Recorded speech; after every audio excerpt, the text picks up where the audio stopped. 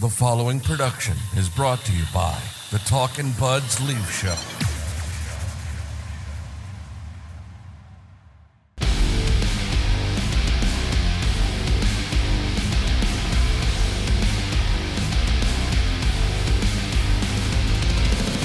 Talkin Buds Leafs Show, episode 262. I often refer to the Toronto Maple Leafs and Leafs Nation and the entire experience of being a Leaf fan as the pendulum. It swings back and forth. And we're going to be a pendulum in our own right today because not 6 days ago, you and I put out what I think was probably the most positive, upbeat, happy episode of this podcast we've ever put out. It was just 30-plus minutes of us glowing about every facet of this Toronto Maple Leaf team.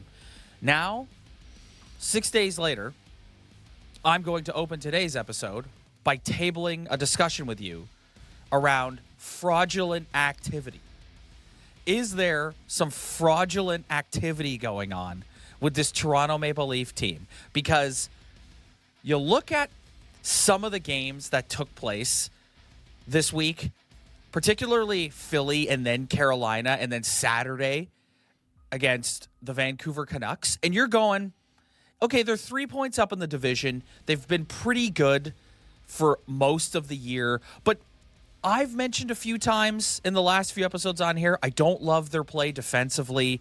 I think you saw in Carolina what happens when they don't get top-tier NHL goaltending. It's just they're not going to win. So I ask you, am I off here? Am I out of line throwing out the term fraudulent activity? I think we need to clear up what you mean by fraudulent activity. Are you saying that this team are frauds in the sense that they cannot hold on to first place in this division and they will kind of play close to 500 hockey for the rest of the year? Or are you talking about fraudulent as in all the good things we have seen is maybe a smoke screen and will come crashing down on them at the time of year where it comes crashing down on them every single year? They're at the top of the division, and I think they wouldn't be there. I think the main reason why they're there is they've had elite goaltending. And I think if you really drill down and look at them as a whole and how they're playing, I don't know if this team is the cup contender we might have all thought it was for a few weeks there. Like, we're going to talk about the power play today. Just an epic mess. We're going to talk about Matthews, Marner, Nyes, and Riley going a combined minus 20 in the game against Carolina. First time that's been done in decades.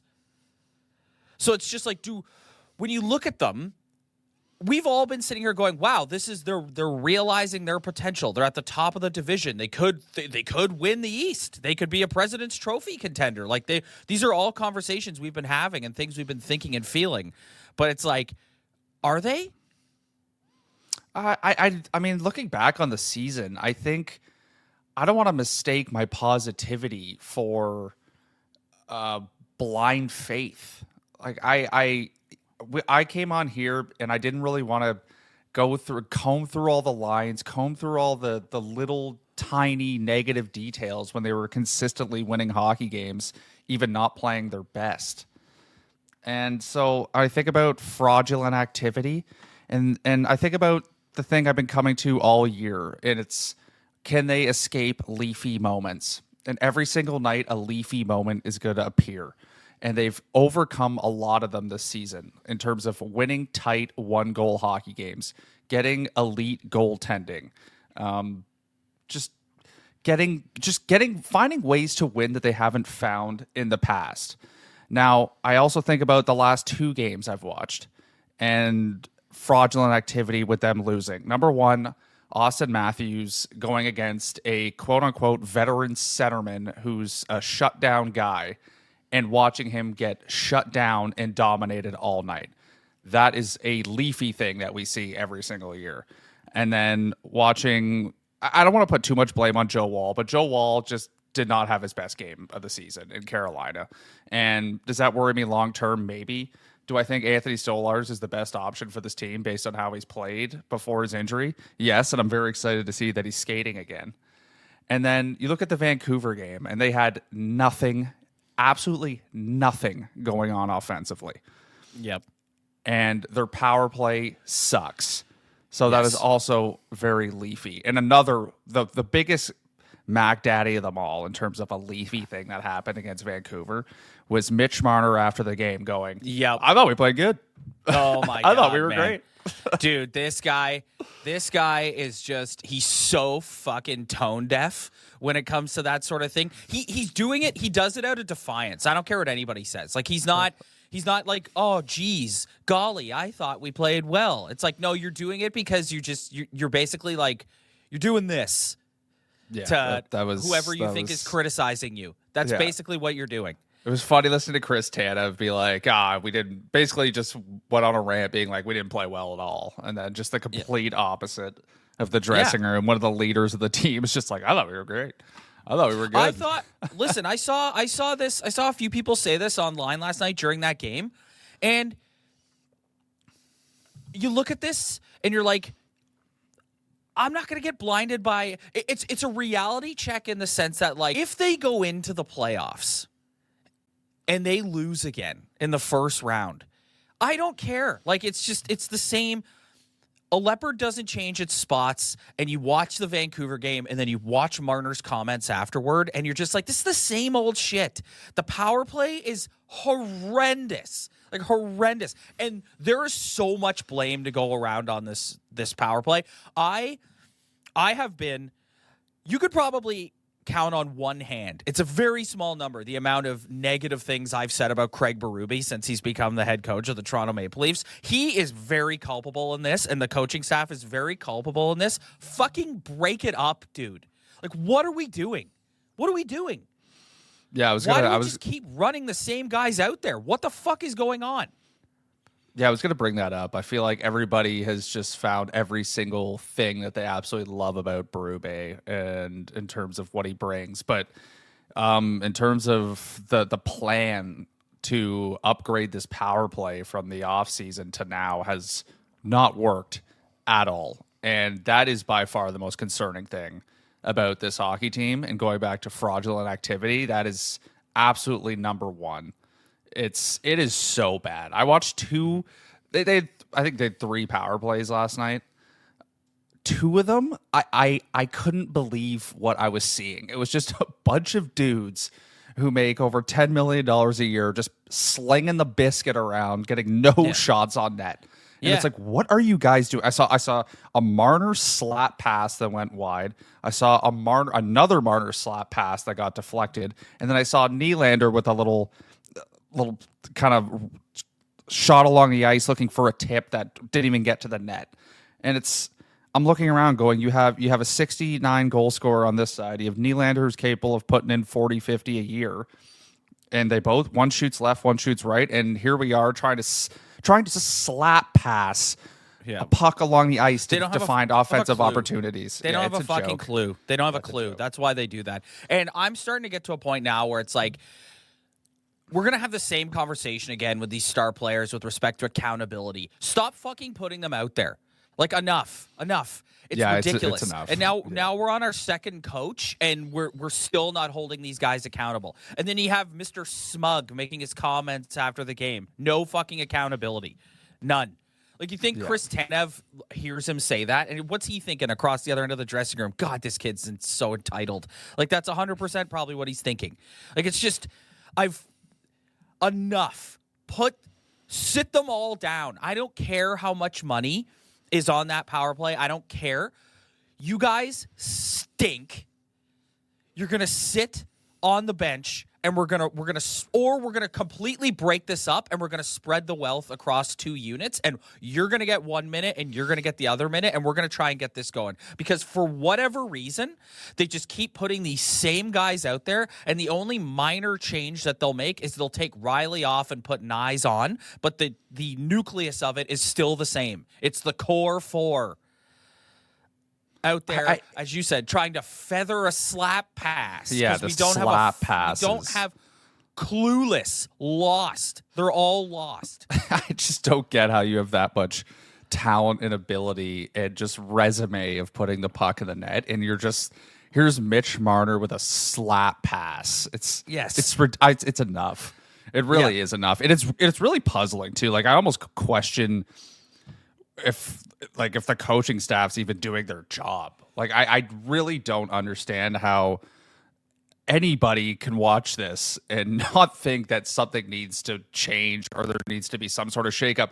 You shake up the 5-on-5 lines every fucking night. That's all we talk about around here. It's all the city talks about. It's all I'm watching last night. And Craig Simpson's like, "Oh, there's interesting. They got McMahon on the top line now." And they're constantly shuffling lines. It's all we talk about, but yet we have the same dummies attempting slap passes every single power play, and it's just awful. It's not working. They had a plan in the offseason to upgrade their special teams. You look at what Lane Lambert's done with the penalty kill. Fantastic job. Absolutely unbelievable. One of the top penalty kills in the league. And that's been another reason why they've been so successful, which is one of their non-fraudulent arguments. But I don't understand how you're a coach watching the film or anybody working in that organization watching the film and going, let's just keep doing this. Let's just keep doing exactly what we're doing, and hopefully it will change. Because it's been, I got news for you. It's been half the season, and it's looked like shit since day one. Again, Ryan, it comes back to accountability within Brendan Shanahan's Toronto Maple Leafs. That, to me, if you want to point at something, that's what this is. Because this is the second coach now, and we're still doing the same thing. So that tells me there is some sort of organizational philosophy going on where it's like these guys are on the power. Dude, the reason why people are so icked out by Mitch Marner's comments after the game is because it's clueless. It's clueless entitlement. And that is what exists in this organization. That guy needs his when you do what he does on the power play, behind the back, my favorite Mitch Marner term, swirly twirly, you're talking about slap passes, sit your ass on the bench, dude. I don't care how good of a season you've had. Eye on the prize, pal. Wake up. But it doesn't happen. Yeah. It doesn't happen. Yeah, it's shocking. I really don't. I actually have no explanation for it other than, it really is. It's just, it's like they don't want to break it up. Anybody watching this team, how can they disagree with what we're saying? It's really bad. I don't understand how they haven't changed it yet. I don't understand why they haven't had a practice where they just went completely overboard and over exaggerated, being like, let's work on our power play, but let's just fire pucks on net constantly, and let's just start from there and take that into the game. I really don't get it. It really makes absolutely no sense. There was the brief period of time when Matthews was hurt where the power play got clicking again, and that's what they were doing. It was just fire pucks on net, get Matt Nyes out front, banging a rebound, move. You just watch. The thing that stood out to me in the Carolina game, and this was more of like a team thing, not just on the power play, the Leafs are terrible at passing the puck. Kipper's brought this up on his show a few times. Like, this team is not very good at passing the puck. Like, you look at the Carolina Hurricanes, the way they whip it around with authority and conviction. You watch the Oilers, they do the same thing. Everything with this team is like a backhanded flip up the boards, a little behind the back, cut across the blue line, a little behind the back. Like, when do you ever see this team come out of their zone, bang, bang, bang, in the offensive zone, creating pressure? You never see it. It's one of the stars gets it. He tries to wheel through the neutral zone. The other team caves in on them defensively, so they panic, and instead of having a set play where they make a nice crisp pass and they're in, here's a little back. I love the little backhanded flip. They're just flipping over the guy's stick, and sometimes it works, sometimes it doesn't, and it's like, what is going on? I think they're getting away from that. I don't think it's been like that all season. I think there's been games where they've shown their kind of new structure that they're trying to implement. I don't think it's fair to criticize them like that. I don't think it's been every game, but in terms of people getting more worried about the state of how they're playing, it's definitely, you're seeing those bad habits kind of creep back into their game. That's what it is for sure. It's been happening I'd say it's happening for more than a week now. And if you find a way to win those games, like that's cool. But when you lose 2 in a row, like, you're going to get called out on it. Simple as that. So how do they, if you're Craig Berube, You're looking at a team that, as you put it, old habits are creeping back in. They don't look great. You're starting to get concerned. What are you doing? What changes are you making? So, first one, power play, break it up. We don't need to load up one unit. Let's go back to the drawing board and create 2 units with the talent evenly dispersed, and one unit gets 1 minute, the other one gets another, and we're going to try and set up that way. Get Bobby McMahon involved. Get Bobby McMahon has been a dangerous scoring threat. Yeah, he's been a dangerous scoring threat. Pretty much every night he's in the lineup. If there's 1 or 2 plays where he either scores or comes close to scoring, get him out there on the power play. Just try something different. That's one. Number 2, we're going into your favorite territory. Ugh. We need to mix up these lines a little bit and try some different combinations. I'm sorry. Like, first and foremost, let's get Max Domi back on the wing with Auston Matthews. That worked well. Last year. Let's try it again this year. Let's move some guys around.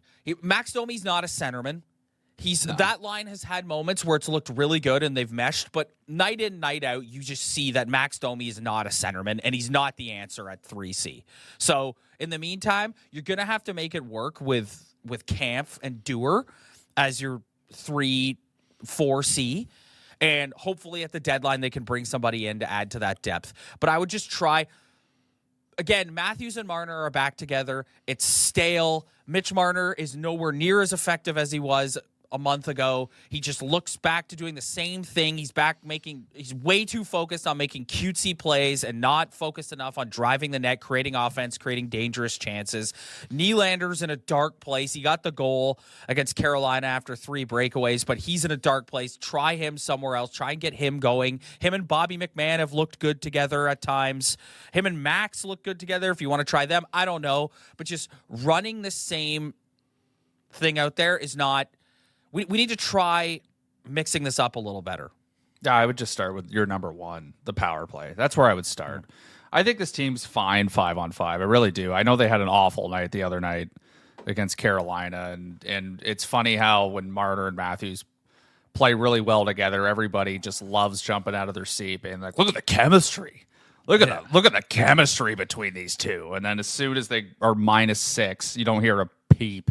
You don't have a peep from anyone. And then wait till they set each other up next game for a beauty. They'll talk about the chemistry and how these two find each other like it's nothing. You could always mix up the 5-on-5 lines, but Berube does it in the middle of the game. He'll continue to do that, especially when that top line's going -6 against Jordan Staal. Like that's terrible. Like you really can't be doing that. Playoffs? We're talking about playoffs? You bet we are. Get in on the action at DraftKings Sportsbook, an official sports betting partner of the NFL. Scoring touchdowns is the key to winning in the playoffs, and you can score big by betting on them at DraftKings, the #1 place to bet touchdowns. Ready to place your first bet? Try betting on something simple like a player to score 6.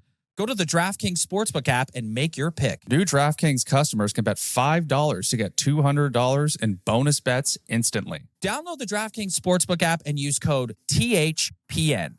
That's code THPN for new customers to get $200 in bonus bets instantly when you bet just $5.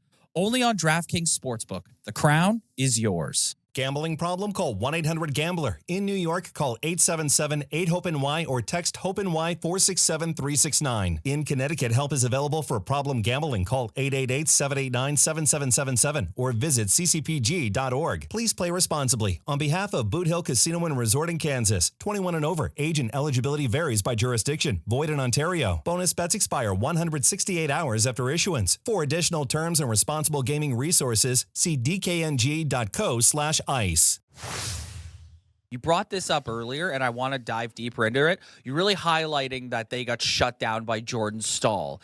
And I think this comes back to what you and I have discussed numerous times when it comes to the elite players on this team. And, like, they want to be in a conversation as, like, Auston Matthews specifically. I know he's been hurt, but, like, he wants to be in a conversation as a top 5 player in the world. And it's like, Dude, you can't be getting shut down by Jordan Staal. Jordan Staal is a great hockey player. I'm not taking anything away from Jordan Staal. But if you want to be in the conversation with a Connor McDavid ain't getting shut down by Jordan Staal. Some guy in the comments is going to be like, well, if you look at the last time Edmonton played Carolina. Let me rephrase the question you asked me to start this podcast. Like, I think are they frauds? I think that's that's going a little too far in terms of, like, they've played really well this season. I don't want to discount what they've done because they haven't played that well for a week. But one of the hot takes I will drop is Auston Matthews the easiest superstar in the league to shut down? Because I think he is. We could put together, I mean, 3 names come to mind right now but we could probably put together a long list of dudes who've shut this guy down so easily. Like, you think of Jordan Staal the other night. You think of who's the guy the guy who plays for Minnesota, Eck, and then Eriksson Ek, and then Phil Deneau. It's like, yeah. I am so sick of watching this guy being touted as one of the greatest players in the world, but again and again and again, he just gets shut down by some guy who gets paid a quarter of what he gets paying, gets absolutely no recognition. And it just seems like if you just give a guy a task of shutting down Auston Matthews, it will get done in a big game. Yep. It seems way too easy to key on him and to just make him a non-factor. And I know someone's going to be like, well, he scored a beauty goal. Like, that goal was great. I don't care. Like, he never ends up. You might win a battle, but he never wins the war in terms of just going again, having a matchup. He can't overcome it, and it's really concerning. It really is. Yes, and that's what I mean when I say you want to be put in the conversation as the top 5 best player in the world. You can't get shut down by Jordan Staal. Yeah, you can't. No, you can't. No disrespect to Jordan Staal. 36-year-old Jordan Staal. I understand that he's a great. Someone's gonna be like, he's a Selke nominee. I understand that. I know he's a good player, but yes, like, we're talking about the highest paid player in the NHL. We're talking about a guy everyone just loves gushing over and just being like, this guy, he's so great. It's pretty easy to shut this guy down if you have somewhat of a capable veteran guy who's just willing to, like, play a defensive role for a night. Yeah. And then in that case, he gets outplayed offensively as well. I think that is extremely concerning in terms of, and that goes for the whole top line too. It's not just Matthews. It seems like if you really want to shut down that top line and you just put a little bit of emphasis on it, it just seems way too easy. This comes back to what I've always said about them, which is they want to play a certain way, and if you take that away from them, they can't. They don't know how to function. And one of the things that made them look so good and why everyone was so happy to start the year is that they were buying into the style Craig Berube wants them to play. North-south, baby. And we've gotten away from that. Yeah. These 2 guys have gotten away from it. And it's just, I'm really worn out that here we are again. Like, it's just, they're at the top of the division. They've had a good season. I think this is, overall, we're very happy. It's the best we felt about them in the regular season. They had some great regular seasons under Sheldon Keefe, but as we sit here today on January 12th, 2025, this is as good as we felt about them in a regular season in this entire tenure. But you still see things like they could win the division and play anyone in the first round. They'd be playing the Bruins. They'd be playing the Bruins right now. They like. Are you confident that they're gonna win that series? No, I think it's a complete coin flip, and I think you're going against a team that knows how to shut these guys down. And I think when push comes to shove, are these guys going to be able to overcome in a big moment and do what needs to be done to win a playoff style hockey game? And you see against Carolina the other night, Carolina is not the same sort of cup contender as people have thought of them in previous years, but they're a good hockey team. They're a playoff team. They completely just shut the lead. They went down 2-0. Rod the Bod settled them down, and they just went to work and came right back and shut the Leafs down. And Mike Johnson was highlighting all night their strategy of shooting from the point and getting tips in front of the net. The Leafs could do nothing to stop it. Yeah. Which is a whole other thing. Their defense is a part of their offensive strategy. That is not the case with the Toronto Maple Leafs. And I just feel like here we are again, that no matter what the scenario, I'm still concerned about the same things that I've always been concerned about. It's, can these high-paid guys make it happen when they need to the most? And that's why if we go into the playoffs, if they lose in the first round, it's just, I'm done. That's why we don't need to sign Marner to an extension right now. We don't need to sign Tavares to an extension right now. Everybody stop. If Mitch Marner wants to be a Maple Leaf, as bad as he says he wants to be a Maple Leaf, he'll sign when when it's time to sign and the Leafs want to sign him, he'll sign. So everybody relax and let this play out. Yeah, and I think I don't want to minimize the whole season because we still have a long way to go here. But that line you said at the start of that rant of, can these guys get it done in the big moment? We can speculate through their play throughout the regular season if they can, but we won't know until it's time. We really won't know at all. And you're talking about like matchups. I'm watching the Montreal Canadiens right now win a bunch of hockey games. If they somehow play them in the first round, I don't feel confident. There's not one team in this league. The Ottawa Senators, the team they can't beat? Yeah, there's not one team in this league that I feel confident with them playing a 7-game series against. Except maybe the Red Wings. Like that would be like the only team I could think of where it's like I've seen them beat this team enough to feel confident. But I'm sorry, if you're playing any of those teams in fighting for that wild card, like I don't think any team I'd feel confident them being like, I think they're the favorite here. I think they're going to get it done. I really don't. And why do you feel that way, Ryan? Because of what we were just talking about. You want to be considered a top 5 player in the National Hockey League, and it is so easy to shut you down. So you can look at like talent. You can show me 2 rosters on paper and say, like, if the Leafs win the Atlantic and play a wild card team, you could show me 2 rosters on paper and be like, in terms of talent, the Leafs have way more talent than this team. Sure. But when it comes time to actually execute, can you not get shut down by a player like Jordan Staal? Like, can you not? Yeah. In a playoff series, if the other team has a matchup centerman and they're going to put him on you and they're going to put that line on Matthews and Marner, can they overcome it? I don't know. There's been no evidence to show that they can. They won one series and that's it. Like, there's no evidence to say that they can do it. That's the problem here. It's you want to stay positive, and this season has been positive, but I've never seen them do that before. So why would I think they could do it now? I really don't know. I know Craig Berube is a hard-nosed guy and is implementing discipline and wants to change the way they play, but I mean, there's only so much a coach can do when it comes down to crunch time, when the players on the ice need to get it done. Like, he's not implementing accountability, and I don't. To me, it's never been more clear that there's some funny business going on behind the scenes, because these 2 guys need to be held accountable. Matthews and Marner, I'm talking about, especially with how they play on the power play. Mitch Marner specifically, like, the dude, would it kill the dude to miss a shift every now? He never misses a shift. Yeah.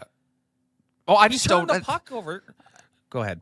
Again, I just don't understand how you get paid. Your full-time job is to be a coach in the NHL. So that you're watching your team every single night. You're watching film. You're running the practices, and for some reason, you're watching the most mediocre product of all time. I'd say even worse than mediocre product, where the expectations are so high.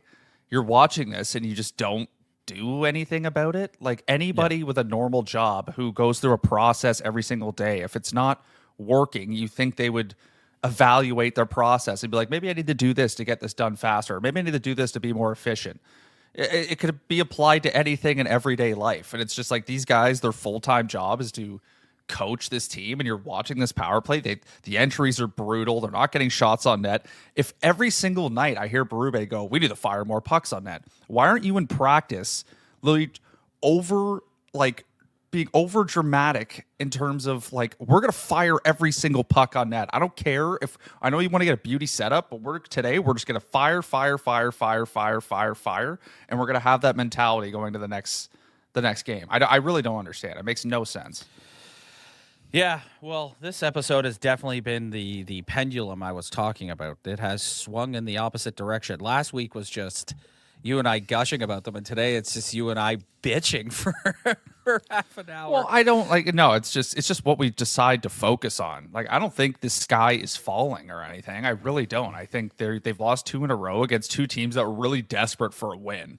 Those were 2 teams that haven't won a game in a while, and they really needed to get it done. And the Leafs were just in one of their down parts of the year. They won 5 in a row, and now they're slowing down a little bit. There's nothing wrong with that. I don't think that means that they're going to go on a tailspin here. I think they're a good team that's going to keep on going. But there's just like little tiny things that have happened this season or are happening right now that are concerning. Number 1, the power play. Number 2 is just Auston Matthews in general. I watched. He came back. He played really well in that Bruins game. He played well the next night, and now he's back to kind of just laboring around the ice again. And he's getting shut down by Jordan Staal, and he's just not having the year that everyone thought he was going to have, and that's also concerning. Mitch Marner, when he's in the presence of Auston Matthews, just decides all I'm going to do is try and feather a nice slap pass. Yeah, what happened to Mitch Marner scoring goals? Like, yes. I love the version of Mitch Marner that is potting a goal a night. That's my favorite version of Mitch Marner because I think he has the ability to be a 40-goal scorer in the NHL. And all of a sudden, he's just not scoring goals anymore. Like, I don't... The first time Matthews was out, Mitch Marner was an absolute force who was dictating... Every time he was on the ice, he was dictating what was happening, and everyone was keyed in on him because, like, this guy is this guy looks like a top 5 player in the world. He's dominant, and they put him back with Auston Matthews, and he becomes a shell of that. He does not play. I do not like what happens when those two are together. I don't think they bring out the best in each other. I know there are some fans, because I've been on the receiving end of it on Twitter, who are so devoted to this pairing. Guys, the proof's in the pudding, man. Like, they don't just watch the games. Watch Mitch Marner, what he looks like when he's not hyper focused on setting up Auston Matthews. He looks like a different hockey player. Yeah, my favorite version of Mitch Marner is the guy we saw playing Detroit a couple weeks ago, where he's scoring a hat trick, and then he scored a couple goals in the games after that. He's firing the puck on net. He just looks kind of like a different version of Mitch Marner. Like, he's still making plays, he's still skating. He looks around, like he's still moving the puck. Yeah, he looks like a leader, and he looks like more elite. Like, he looks like he's like maybe in that conversation of like one of the best players in the NHL. That's what he looks like. That's the version of Mitch Marner that's like unbelievable. But then he just goes back into this version where he's still getting points, but there's just a little more to be desired in terms of what he brings every single night. And I know that's not necessarily fair for guys on pace for 100 points, but if you watch this team, if you know, you know. Yes. And you've seen him go to that level, and he's just not at that level when he's playing with Auston Matthews. He's not. And then Auston Matthews... Let me like, I'm not done with Auston Matthews. You said shut him down, and I thought that was kind of like a crazy thing to say. But the more I watch him and the more the season progresses, like, I am starting to feel like that. I know he's healthy enough to play right now, but if this is the version of Auston Matthews I'm getting going into round 1 of the playoffs, I don't feel confident at all. He wants to play for Team USA at the Four Nations. And if he knows if he sits out, it's going to become controversial in this market. And it's a very weird situation because I have sympathy for these guys because there's a whole generation that has not got to play best on best. And I know that means a lot to them. And as fans, we haven't got to see it. So I totally understand the desire to want to participate in that and play for your country. I understand this is not the Olympics. This is a Gary Bettman tournament, and Gary Bettman wants him to play in it because he's one of the best players in the world when he's going. But at the end of the day, if you look like this and you're not healthy, you shouldn't be playing in this tournament. But if he's playing, he can go, I'm playing, I'm good. And he's going to go play for Team USA. So that's a whole factor and talking point. And I got to give you credit because you were on this a few weeks ago. You brought this up, and then everyone else kind of followed suit. And every time I turn on the radio, they're like, should Auston Matthews play in the Four Nations? I was like, Ryan was all over this like 2 weeks ago. This is such a leafy, not even a leafy drama, just like any franchise that is just like in peril always. There's just always a weird situation like this with one of your star players. And I could just smell this one coming from a mile away. But here's the good news for Team Canada is you just You take Anthony Cirelli or whatever centerman you want, and you just go, your job is to shut down Auston Matthews. There you go. There's a line just eliminated from the Four Nations. Done. Yeah, done. Yeah. But no, but also, if you want to be more dramatic, watch him just overcome it and just be a legend. Yeah. Watch him overcome it and just be the superstar and just scoring the big goals and making the big plays and the big moments just to add for more drama. All right, buddy. We're going to get out of here. The pendulum most definitely swung today, and we just needed... This episode was really just a rant episode. We haven't had one of these in a while because the team's been winning, and it's hard to come on and rant and rave when they're winning, but I felt like we got a lot out today that's been sort of festering. Yeah. Well, I think I could sit and debate like Mitch Marner and William Nylander like all day long, but I there's one thing that hasn't changed about my attitude since day one of this season, and that is what is going on with Auston Matthews. I've been concerned since day one, and I'm still concerned about what is going on with him because he does not look anywhere near the same as the Auston Matthews when he's playing at his best. Yep. All right, we're going to get out of here, buddy. We will be back next Sunday. The Leafs this week, they've got the Dallas Stars on Tuesday, the New Jersey Devils on Thursday, and then the red-hot Montreal Canadiens at the Bell Center next Saturday. So we will be back next Sunday to talk about all three of those games. Who knows? Maybe the pendulum will swing back and we'll come on next Sunday and it'll be all positive and kumbaya. Yeah, I hope so. So if you'd like to join us for that, hit the like and subscribe button below. If you're listening to the audio version, please do the same. Spread the word. Tell your friends. We really appreciate it. We will see you guys in a week.